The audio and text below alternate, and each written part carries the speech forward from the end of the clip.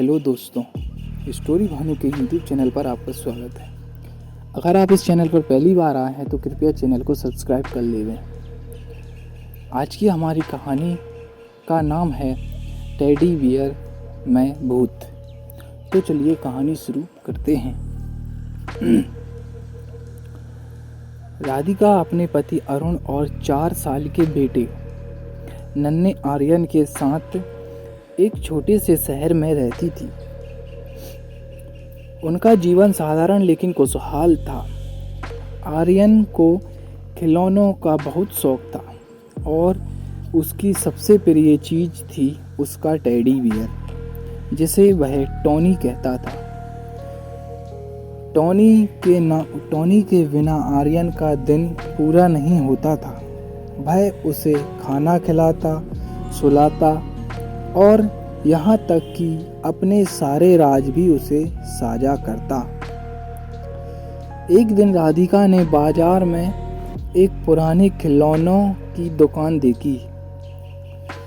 दुकान काफ़ी पुरानी और जर्जर हालत में थी, मानो बरसों से किसी ने उसका दरवाज़ा भी नहीं खोला हो।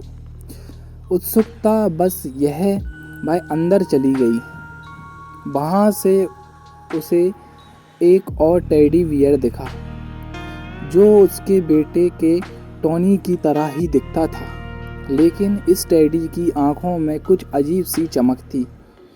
राधिका ने सोचा कि आर्यन को यह भी पसंद आएगा और उसने वह टेडी बियर खरीद लिया।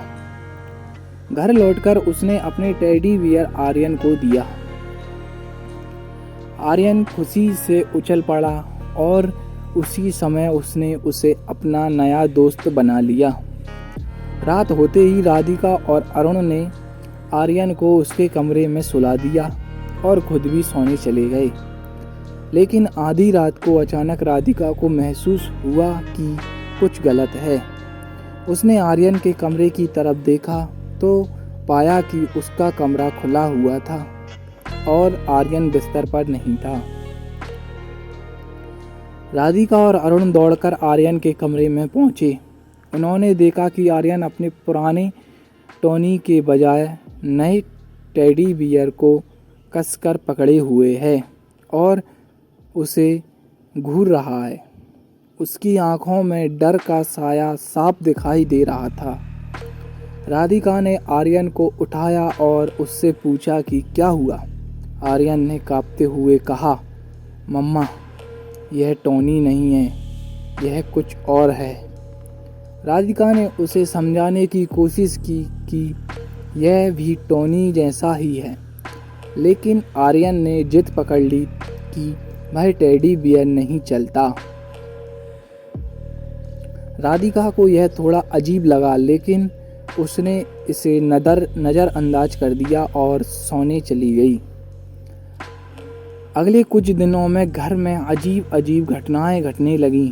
कभी रात में किसी के चलने की आवाज़ आती, कभी दरवाजे अपने आप खुल जाते और कभी अचानक से कमरे की लाइट बंद हो जाती।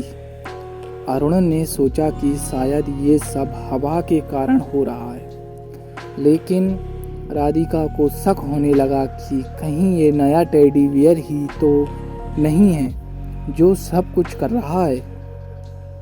एक रात राधिका को एक डरावना सपना आया। उसने देखा कि वह टेडी बियर जीवित हो गया और उसने घर के हर कोने में डर का माहौल बना दिया।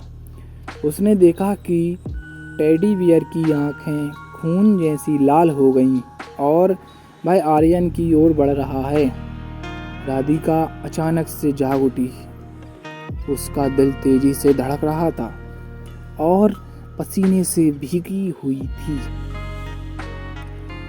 राधिका ने तय किया कि वह इस टेडी बियर से छुटकारा पा लेगी। अगले दिन उसने उस टेडी बियर को घर से बाहर फेंकने का प्रयास किया, लेकिन टेडी बियर बार बार घर में लौट आता। एक बार उसने उसे कूड़े के ढेर में फेंका, लेकिन कुछ ही देर बाद वह आर्यन के कमरे में था। राधिका ने तब जाकर एक स्थानीय तांत्रिक से सलाह ली। तांत्रिक ने बताया, यह टेडी बियर एक प्राचीन अभिशाप से ग्रस्त है। इसमें एक दुष्ट आत्मा बंद है जो बच्चों की मासूमियत और खुशियों को चुराने के लिए ललायत रहती है। यदि इस टेडी बियर को नष्ट नहीं किया गया तो यह आर्यन के जीवन के लिए भी खतरा बन सकता है। तांत्रिक ने राधिका और अरुण को एक विशेष अनुष्ठान करने का सुझाव दिया जिससे उस आत्मा को टेडी बियर से निकाल कर मुक्त किया जा सके। लेकिन इस अनुष्ठान को पूरा करने के लिए उन्हें आधी रात को एक जंगल में जाना था जहां वह टेडी बियर मूल रूप से बनाया गया था। अगली रात राधिका और अरुण उस तांत्रिक के साथ जंगल में पहुंचे। वहां उन्होंने एक प्राचीन मंदिर के पास अनुष्ठान शुरू किया। जैसे जैसे अनुष्ठान आगे बढ़ा, हवा तेज होने लगी और चारों ओर भयानक आवाजें आने लगीं। राधिका ने देखा कि टेडी बियर की आंखें चमकने लगीं और वह खुद ब खुद हिलने लगा।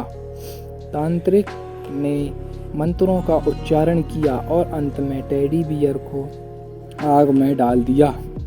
जैसे ही टेडी बियर जलने लगा, एक भयानक चीख सुनाई दी और वह बियर राख में बदल गया।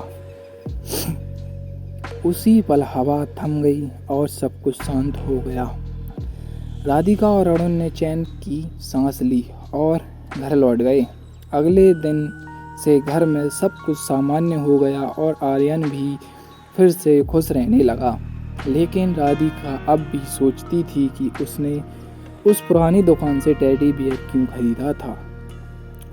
कई दिनों बाद जब वह उसी बाजार से गुजर रही थी तो उसने उस दुकान की ओर देखा, लेकिन इस बार वह दुकान वहाँ नहीं थी।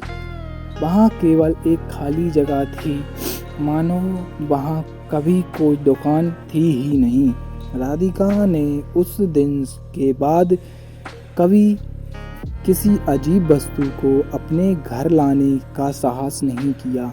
वह समझ गई थी कि कुछ चीज़ें हमें अपनी ज़िंदगी में नहीं लानी चाहिए, खासकर तब जब उसमें किसी अनजाने खतरे का आवाज़ हो। दोस्तों, कहानी कैसी लगी कमेंट करके ज़रूर बताएं और वीडियो को लाइक कर लें, चैनल को सब्सक्राइब कर लें और हमारी कहानी यहीं पे समाप्त होती है।